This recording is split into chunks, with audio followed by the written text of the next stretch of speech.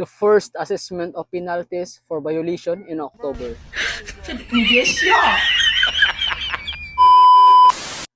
Yo, what's up guys? This is Milginian Barwell, and today, pag-uusapan natin yung violations, kung ano yung nangyari at kung ano yung dahilan ng violations na yun. Lights, camera, adventure. Welcome to Bunso Vlog, the vlog where every moment is a canvas of excitement and inspiration. I'm Milgan Ian Barwell, and I'm thrilled to have you join me on this extraordinary journey through the tapestry of life. Yo, what's up guys? So, noong October 20, so kinontak ako ng ate ko, and my ate is nasa ibang bansa, and pinakita niya sa akin yung screenshot kung bakit daw siya nagkaroon ng deduction sa kay sitaw. So, ang nakalagay dito, the first assessment of penalties for violation in October. So, nagkaroon ng penalties yung ate ko noong October 16, 2023. Ngayon, pag-usapan natin to guys kung ano yung dahilan ng pagkakaroon niya ng penalties for violations and kung ano yung dahilan kung bakit siya nagkaroon ng ganon. So, ang dahilan ng pagkaroon ng penalties sa account ng ate ko, so nagkaroon siya ng deduction sa kanyang from wallet balance. So, ang halaga ng deduction na yon is nagkakahalaga ng base sa nakasend is minaynosan siya ng 121.20. What? What the fuck? So, ipapakita ko lang sa screen since ito is mirror yung nangyari. So, ayun guys. So, na-minus siya ng 121.20.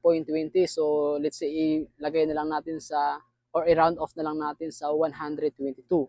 So, bakit nga ba siya nagkaroon ng penalties or violations?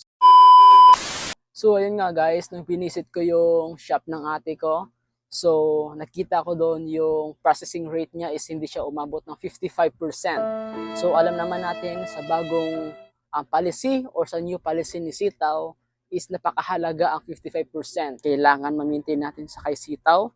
So, sa ganung paraan is wala po tayong violations na matatanggap. And of course, penalties and deduction sa ating kita. And so, kung ikaw nanonood, kung hindi mo pa alam about sa 55% na yon, so ilalagay ko sa description link. Ang title nito is New Policy of Sitaw or ni Sitaw. Panoorin mo na lang para updated ka sa mga nangyayari.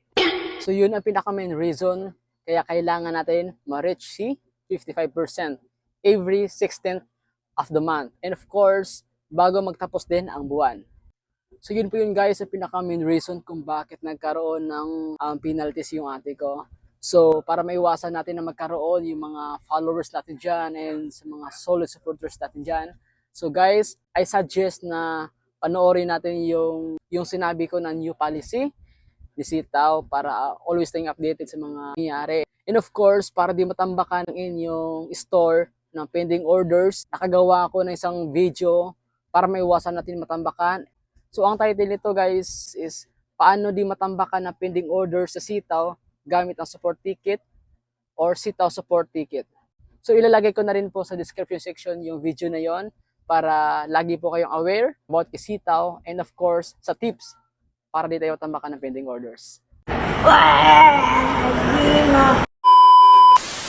So kung wala ka pang account sa Sitaw, inaanyayahan kita na gumawa ka na rin ng account para lahat tayo is sabay-sabay na kumikita, of course, sa dropshipping business ni Sitaw.